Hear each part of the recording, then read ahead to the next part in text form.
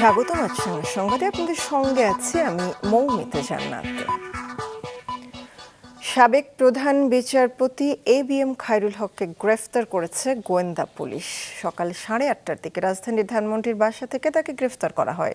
সেখান থেকে তাকে মিন্টো রোডে ডিবি কার্যালয়ে নেওয়া হয়। বিচারক হিসেবে দুর্নীতি ও বিদ্বেষমূলক তত্ত্বাবধায়ক সরকার ব্যবস্থা বাতিল করে বেআইনি রায় প্রদান ও জাল রায় তৈরির অভিযোগে গত বছর তার বিরুদ্ধে দণ্ডবিধির 219 ও 466 ধারায় শাহবাগ থানায় মামলা হয়।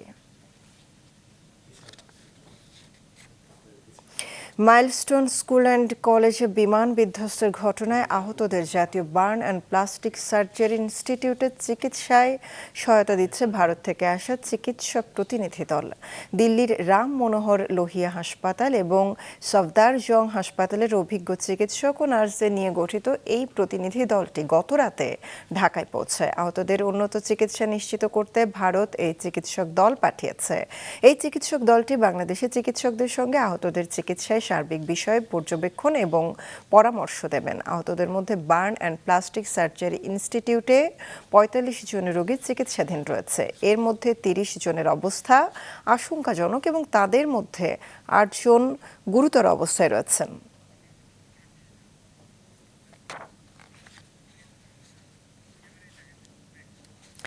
জাতীয় বার্ন ইনস্টিটিউট থেকে বিমান বিধ্বস্তের ঘটনায় আহতদের অবস্থার সবশেষ খবর সরাসরি ফোনে জানাচ্ছেন আমাদের স্টাফ রিপোর্টার ফাহিয়ান হামিম। হামিম, দগ্ধ শিশুদের অবস্থা সম্পর্কে ডাক্তাররা কি বলেছেন? মমিতা, আমি এই মুহূর্তে রয়েছি জাতীয় বার্ন অ্যান্ড প্লাস্টিক সার্জারি ইনস্টিটিউটে। তো আমি এখান থেকে এসে যেরকম জানতে পেরেছি যে ভারত থেকে যে চিকিৎসক দল এসেছে তারা কিন্তু সকালে এখানে পরিদর্শনে এসেছে। এছাড়াও বিকালে কিন্তু এখানে চীনের একটি প্রতিনিধি দল পরিদর্শনে আসবেন বলে আমরা জানতে পেরেছি। এছাড়াও এখানে যারা আছে সংশ্লিষ্ট তাদের সাথে কথা বলে আমরা যেরকম জানতে পেরেছি যে এখানে বর্তমানে ৪৫ জন রোগী ভর্তি রয়েছেন। এদের মধ্যে ৮ জনের অবস্থা কিন্তু সংখ্যাজনক, মানে গুরুতর অবস্থায় রয়েছেন কিন্তু ৮ জন। তবে এই যারা রোগী আছেন তাদের অভিভাবকদের সাথে আমাদের কিছু কথা হয়েছে, তারা আমাদেরকে যেরকম জানিয়েছেন যে তারা কিন্তু যে এখানে যারা ডাক্তার আছেন তারা কিন্তু রোগীদের চিকিৎসা আপ্রাণ চেষ্টা করছেন এবং তারা যে চিকিৎসা করছেন তাদের চিকিৎসায় কিন্তু রোগীর অভিভাবক হতে পরিবারের সবাই খুশি। তো এখন সবাই আসলে এটাই অপেক্ষা করছেন যে বিদেশ থেকে বিভিন্ন যে চিকিৎসকরা আসছেন তারা আসলে আমাদের দেশে যে ডাক্তাররা আছে তাদের সাথে সমন্বয় করে কিন্তু এই যে সকল শিশুরা এখানে আছে তাদের কিন্তু উন্নত চিকিৎসা নিশ্চিতের জন্য কাজ করবেন। তো এই ছিল জাতীয় burn and plastic surgery institute থেকে আমার কাছে সর্বশেষ। ধন্যবাদ ফাহিম আপনাকে। বার্ন ইনস্টিটিউট থেকে বিমান বিধ্বস্তের ঘটনায় দগ্ধ শিশুদের চিকিৎসা সম্পর্কে জানালেন সহকর্মী ফাহিয়ান হামিম। মাইলস্টোন ট্র্যাজেডির ৪র্থ দিনে সকাল থেকে শিক্ষার্থী, অভিভাবক ও উৎসুক মানুষের ভিড় দেখা যায়। নিখোঁজ সন্তানদের খোঁজে সকাল থেকেই মাইলস্টোন স্কুলের গেটে হাজির হন অভিভাবকরা। ৬ দফা দাবি নিয়ে মিছিলের আগাম ঘোষণা থাকায় মাইলস্টোন সহ অনেক শিক্ষা প্রতিষ্ঠানের শিক্ষার্থীরা সেখানে উপস্থিত হয়। নিখোঁজ সন্তানদের খোঁজে আসা কয়েক পরিবারের সঙ্গে কথাও বলেছে কর্তৃপক্ষ, তবে এখনও সদুত্তর পাননি তারা। মাইলস্টোন স্কুল অ্যান্ড কলেজের প্রশাসনিক কাজ আগামী রোববার থেকে চালু হবে।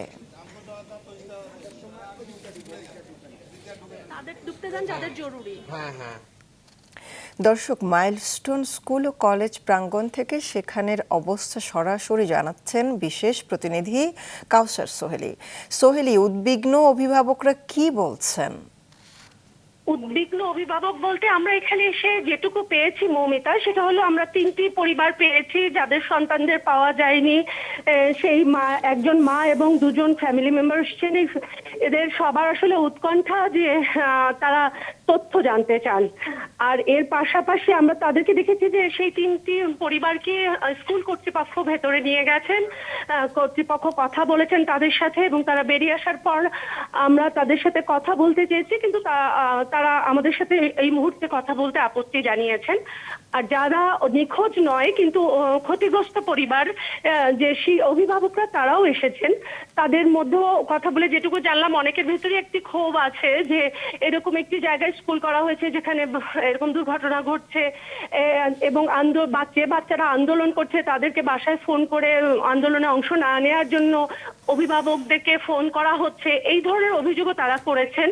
এবং আন্দোলনরত শিক্ষার্থীদেরও একটি কর্মসূচি ছিল ওখানে, যে আজকে তারা একটি প্রতিবাদ কর্মসূচি করবে। সেই মিছিলও তারা করতে পারেনি, উপস্থিতি যথেষ্ট ছিল না। তাদের দাবি, তাদের অভিভাবকদেরকে ফোন করে বিভিন্ন শিক্ষক কর্মচারীর পরিচয় দিয়ে বলা হচ্ছে সোমবার থেকে স্কুল খুলবে, অতএব তারা যেন এখন এসে সময় নষ্ট না করে, পরীক্ষা শুরু হবে, এরকম অনেক কথা বলা হচ্ছে।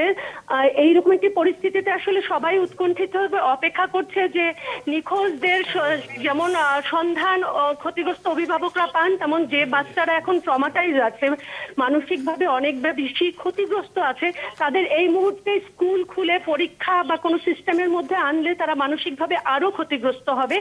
এই বিষয়টি নিয়ে কথা বলবার জন্য আমরা বেশ কিছু অভিভাবককে উপস্থিত হতে দেখেছি এখানে, মৌমিতা। তবে স্কুল কর্তৃপক্ষ এখনো পর্যন্ত আনুষ্ঠানিকভাবে আমাদের সাথে কোনো কথা বলেনি। আমরা অনানুষ্ঠানিকভাবে যেটুকু জানতে পেরেছি যে স্কুলে রবিবার দিন সিদ্ধান্ত হবে পরীক্ষা ক্লাস হবে কিনা, তবে প্রশাসনিক কাজের জন্য রবিবার স্কুল খোলা থাকবে। মৌমিতা, ধন্যবাদ সোহেলি আপনাকে। মাইলস্টোন স্কুল ও কলেজ প্রাঙ্গণ থেকে সেখানের অবস্থা জানালেন সহকর্মী কাউসার সোহেলি। বিএনপি চেয়ারপারসন বেগম খালেদা জিয়াকে রাজধানীর এভার কেয়ার হাসপাতালে স্বাস্থ্য পরীক্ষা শেষে গুলশানের বাসভবনে নেওয়া হচ্ছে।